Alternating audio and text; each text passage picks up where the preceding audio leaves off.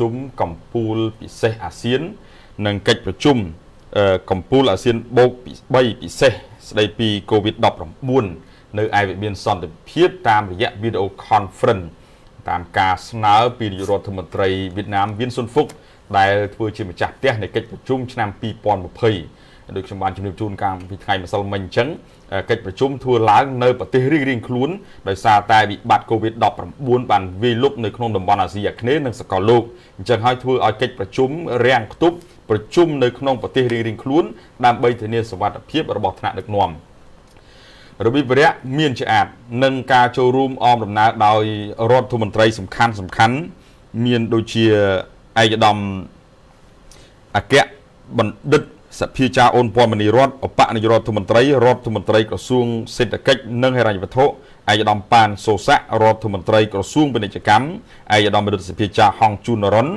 រដ្ឋមន្ត្រីក្រសួងអប់រំយុវជននិងកីឡាឯកឧត្តមម៉ប៊ុនហេងរដ្ឋមន្ត្រីក្រសួងសុខាភិបាលព្រមទាំងអិសរាជជនរបស់រាជរដ្ឋាភិបាលជាន់ខ្ពស់មួយចំនួនដែរបាទហើយនៅក្នុងកិច្ចប្រជុំកម្ពុជាអាស៊ានពិសេសកិច្ចប្រជុំកម្ពុជាអាស៊ានបូក3ពិសេសស្ដីពី COVID-19 សម្ដេចប្រមុខរដ្ឋាភិបាលនឹងថ្លែងសន្ទរកថាគន្លឹះសំខាន់ចំនួន2គឺមានឆ្អាតស្ដីពីផលប៉ះពាល់ COVID-19 ទៅលើការអភិវឌ្ឍសេដ្ឋកិច្ចនិងសង្គមកំណើនសេដ្ឋកិច្ចពិភពលោកព្រមទាំងផលប៉ះពាល់យ៉ាងធ្ងន់ធ្ងរទៅលើការបម្រែបម្រួលនិងសន្តិសុខសេដ្ឋកិច្ចពាណិជ្ជកម្មកិច្ចការងារសង្គមទាមទារឲ្យកិច្ចខិតខំប្រឹងប្រែងរួមជាពិសេសអន្តរជាតិប្រកបដោយប្រសិទ្ធភាពនិងទាន់ពេលដើម្បីឆ្លើយតបទៅនឹងការគំរាមកំហែងនៃវីរុស COVID-19 បាទហើយអញ្ចឹងកិច្ចប្រជុំកម្ពុជាពិសេសទាំងពីរនេះគឺជាព្រឹត្តិការណ៍ដើម្បីពង្រឹងបន្ថែមរវាងប្រទេសជាសមាជិកអាស៊ានទាំង10នៅក្នុងតំបន់អាស៊ីអាគ្នេយ៍ព្រមទាំងប្រទេសអាស៊ានបូក3ដើម្បីរកវិធានការគន្លឹះធ្វើយ៉ាងម៉េចគឺថាទប់ស្កាត់ទៅលើមេរោគ COVID-19 និងសភាពការវិវត្តចុងក្រោយនៃតំបន់អាស៊ីអាគ្នេយ៍និងសកលលោកផងដែរបាទហើយរងចាំមើលតើកិច្ចការងារដែលភាគីថ្នាក់ដឹកនាំរបស់អាស៊ាននិងអាស៊ានបូក3ក្រោយកិច្ចប្រជុំស្ដីពី COVID-19 នៅវិបត្តិសេដ្ឋកិច្ចពិភពលោកថាតើកម្ពុជាព្រមទាំងប្រទេសនៅក្នុងតំបន់អាស៊ីអាគ្នេយ៍នេះនឹងមានចំណុចអ្វីគន្លឹះដើម្បីដាក់រៀបចំធ្វើឲ្យអនុវត្តឲ្យបានប្រសើរជាងនេះហើយធ្វើយ៉ាងម៉េចគឺដើម្បីរក្សាបានកាលានុវត្តភាពទៅលើវិស័យសេដ្ឋកិច្ចឲ្យកាន់តែរឹងមាំខ្លាំងក្លាថែមទៀតជាងរងចាំទាំងអស់គ្នាតាក់ទងទៅនឹងកិច្ចប្រជុំនេះរងចាំមន្ត្រីជាន់ខ្ពស់រដ្ឋាភិបាលធ្វើបទបង្ហាញបន្ទាប់ពីកិច្ចប្រជុំចប់ទៅបាទចា៎អរគុណច្រើននាងខ្ញុំសូមបន្តទៅកាន់ករណីសន្តិសុខសង្គមវិញម្ដងផ្ដើមដំបូងនៅក្នុងខេត្តបន្ទាយមានជ័យទាក់ទងជាមួយនឹងកម្លាំងកងរាជអាវុធហត្ថបន្តចាប់ជនសង្ស័យម្នាក់ទៀតនិងវត្ថុតាងថ្នាំញៀនខេត្តតកចំនួន15ថង់តូចនៅក្នុងក្រុងប៉ោយប៉ែតកម្លាំងកងរាជអាវុធហត្ថបន្តចាប់ជនសង្ស័យម្នាក់ទៀតនិងវត្ថុតាងថ្នាំញៀនខេត្តតកចំនួន15ថង់តូចនៅក្នុងក្រុងប៉ោយប៉ែតត្រូវបានបញ្ជូនទៅសាលាដំបងខេត្តបន្ទាយមានជ័យនៅថ្ងៃម្សិលមិញនេះហើយជនសង្ស័យហ្នឹងគឺមានឈ្មោះថាសានពិសីភេទប្រុសចាអាយុ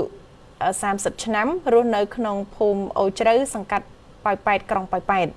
លោកវិរៈស្នេហ៍ត្រីនូនីណារ៉ូមេបញ្ជាការកងរាជអាវុធហត្ថក្រុងប៉ោយប៉ែតបានដឹងថាក្រោយពីទទួលព័ត៌មានពីអាជ្ញាធរមូលដ្ឋានកម្លាំងកងរាជអាវុធហត្ថក្រុងប៉ោយប៉ែតគឺបានធ្វើការស្រាវជ្រាវកំណត់នៅមុខសញ្ញាជប់បង្ក្រាបចាឃាត់ជនសង្ស័យម្នាក់ព្រមទាំងវត្ថុតាងមានថ្នាំញៀនប្រភេទមេតាំហ្វេតាមីនហើយខេត្តតកចំនួន15ថង់តូចគឺស្មើនឹង 25.7 ក្រាមនិងម៉ូតូមួយគ្រឿងសម្ភារៈមួយចំនួនដែលបង្ក្រាបកាលពីម៉ោងប្រមាណជា1រំលងអាត្រាតឈានចូលថ្ងៃទី13ខែមេសាឆ្នាំ2020នៅក្នុងភូមិអូជ្រៅសង្កាត់ប៉ោយប៉ែតក្រុងប៉ោយប៉ែតលោកបានបញ្ជាក់ថាក្រោយពេលដែលគាត់ខ្លួនជនសង្ស័យនឹងវត្ថុតាងថ្នាំញៀនគឺត្រូវបាននាំយកទៅសាកសួរហើយតាមចម្លើយសារភាពនោះគឺបានបញ្ជូនជនសង្ស័យនឹងវត្ថុតាងមកបញ្ជាការដ្ឋានកងរាជអាវុធហត្ថខេត្តបន្ទាយមានជ័យចាត់ការទៅតាមផ្លូវច្បាប់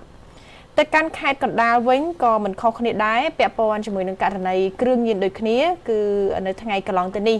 តែគឺជនសង្ស័យជួញដូរក៏ដូចជាប្រើប្រាស់នៅថ្នាំញៀនចំនួន11នាក់ក៏ត្រូវបានឃាត់ខ្លួន លោកឧត្តមសេនីយ៍ត្រីឈឿនសុចិត្តស្នងការនគរបាលខេត្តកណ្ដាលបានឲ្យដឹងថាកាលពីម៉ោងប្រមាណជា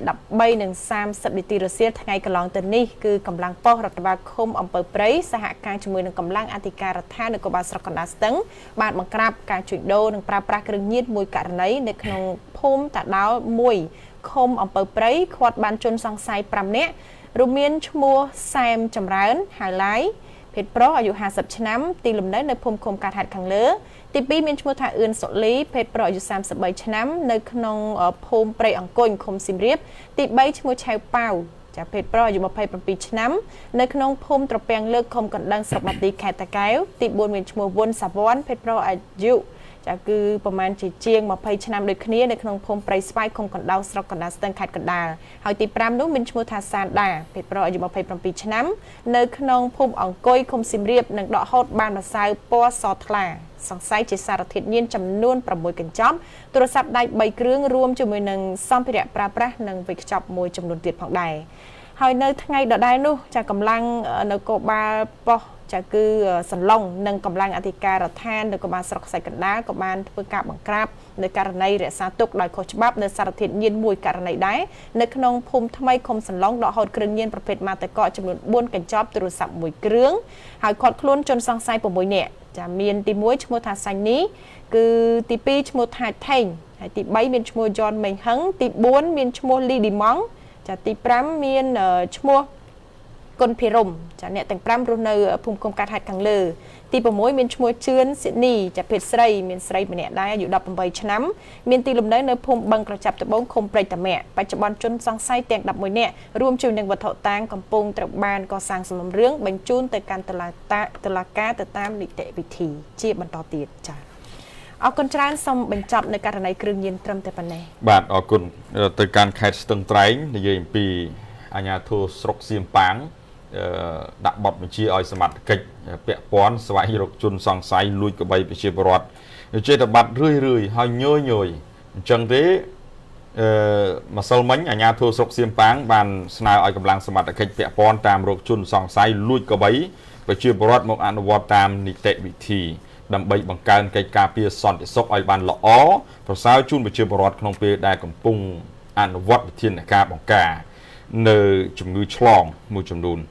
បាទនៅក្នុងសកម្មភាពចុះតាមដានរោគមុខសញ្ញាជនល្មើសលួចក្របីប្រជាពលរដ្ឋនៅស្រុកសៀមប៉ាងនៅថ្ងៃម្សិលមិញលោកសំប៊ុនធិនអភិបាលរងស្រុកសៀមប៉ាងបាននិយាយថាសមត្ថកិច្ចស្រុកបានតាក់ទងទៅកម្លាំងសមត្ថកិច្ចស្រុកបុរីអូស្វាយសែនជ័យចុះស្រាវជ្រាវរោគមុខសញ្ញាជនសង្ស័យដើម្បីច្បាមករណីលួចក្របីប្រជាពលរដ្ឋ10ក្បាលកាលពីថ្ងៃ10មេសាកន្លងទៅទៅបាន2ថ្ងៃចា2ថ្ងៃគិតម្សិលមិញឥឡូវ3ថ្ងៃនេះបាទ10ក្បាលច្រើនមែនអញ្ចឹងការចូលទៅបំពេញសកម្មភាពនេះកម្លាំងនគរបាលបានរកឃើញក្របី8ក្បាលមកវិញឯ2ក្បាលទៀតមិនដឹងបាត់ទៅណាទេចូលទីផ្សារកុងស៊ីទៅហើយមើលទៅ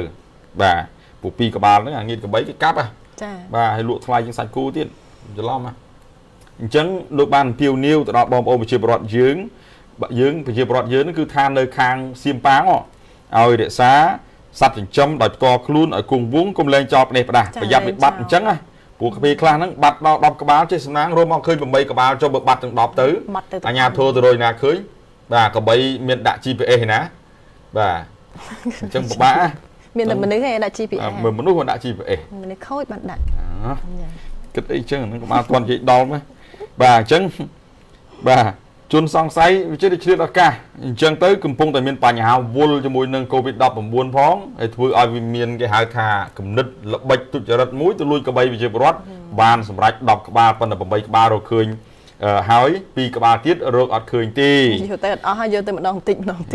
ហ្នឹងហើយអញ្ចឹងម្ចាស់ក្បីនៅភូមិខេក្រោកឃុំព្រែកមាសលោកបានអរគុណទៅដល់លោកអភិបាលស្រុកហើយនឹងកម្លាំងនគរបាលស្រុកដែលបានខិតខំប្រឹងប្រែងយកក្បីមកវិញបាន8ក្បាលហើយក៏បានជួយផ្សព្វផ្សាយព័ត៌មានហើយអរគុណទៅដល់បងព័ត៌មានដែរដែលបានផ្សព្វផ្សាយរាយការណ៍ជូនមកដល់សមត្ថកិច្ចឲ្យបានលឿនបាទព្រោះថាក្បីបាត់ហ្នឹងគឺប្រជាពលរដ្ឋអំពីនីវរោគមកអ្នកកសែតហើយបានឃើញបណ្ដឹងទៅអាជ្ញាធរឲ្យមកដល់អ្នកកសែតទៀតហើយបានរកឃើញប្រភពវានៅណានៅមកដល់ឃើញក្បីគេចងទុកអាអ្នកដែលលួចហ្នឹងរកវាមិនឃើញរត់បាត់ហើយបាទ រត់បាត់ហើយអញ្ចឹងកបីបាត់រោគមនុស្សមិនឃើញប៉ុន្តែឃើញកបី8ក្បាលវិញនៅក្នុងភូមិសាស្ត្រវាលប៉ារ៉ាឃុំអូស្វាយស្រុកបូរីអូស្វាយសែនជ័យចំណែកឯក្រុមជនល្មើសរត់គេចខ្លួនបាត់ស្រមោលសល់តែដានជើងនិងក្របី8ក្បាលតែប៉ុណ្ណេះបាទចាអរគុណឥឡូវនាងខ្ញុំសូមបន្តទៅកាន់ករណីខ្លីមួយទៀតតកតងទៅនឹងអគ្គិភ័យនៅក្នុងខេត្តពោធិ៍សាត់អគ្គិភ័យបានឆាប់ឆេះផ្ទះថ្មមួយកន្លែងប៉ុន្តែมันបង្កឲ្យមានការខូចខាតធំដុំទេដោយសារតែរថយន្តពលរដ្ឋអគ្គិភ័យនៅស្នងការដ្ឋាននគរបាលខេត្តពោធិ៍សាត់បានមកជួយអន្តរាគមន៍ទាន់ពេលហេតុការណ៍នេះគឺកើតឡើងម៉ោង 10:50 នាទីព្រឹកថ្ងៃទី13មេសាម្សិលមិញនេះនៅភូមិវាលញែក2សង្កាត់ផ្ទះព្រៃក្រុងពោធិ៍សាត់ខេត្តពោធិ៍សាត់លោកយិនសៀងហៃអធិការនគរបាលក្រុងពោធិ៍សាត់បានឲ្យដឹងថាម្ចាស់ផ្ទះនោះគឺមានឈ្មោះថាអិនច័ន្ទហេងហើយលោកបានលើកឡើងថាអគ្គិភ័យនេះគឺបង្កឡើងដោយសារតែផ្ទុះសេខ្សែភ្លើងត្រង់កន្លែងកុងម៉ាចាខូចខាតតិចតួចតែប៉ុណ្ណោះដោយសារតែរថយន្តពន្លត់អគ្គិភ័យរបស់ស្នងការនគរបាលមកជួយអន្តរាគមន៍បានទាន់ពេលវេលាបើមិនចឹងទេគឺនឹងបង្កលក្ខណៈទ្រង់ទ្រាយធំតែម្ដងនេះនៅចិត្តផ្សារណាអញ្ចឹងបើសិនជាអត់បានមកជួយទាន់ទេគឺអាចនឹងរាលដាលទៅដល់ផ្សារព្រោះថាម្សិលមិញគឺយើងពិធីបន់ចូលឆ្នាំអញ្ចឹងមានការសែនព្រេនអញ្ចឹងសូមឲ្យបងប្អូនប្រជាប្រដ្ឋទាំងអស់ចាំមានការប្រុងប្រយ័ត្នជាមួយនឹងភ្លើងទៀនធូបជាដើមចាកុំឲ្យមានការកាត់ឡើងនៅគ្រោះអគ្គិភ័យបែបនេះកាត់ឡើងអរគុណច្រើនលោកអ្នកនៅវគ្គនេះយើងខ្ញុំទាំងពីរអ្នកសូមសម្រាប់សិនចាវគ្គក្រោយជួបគ្នាជាបន្តទៀត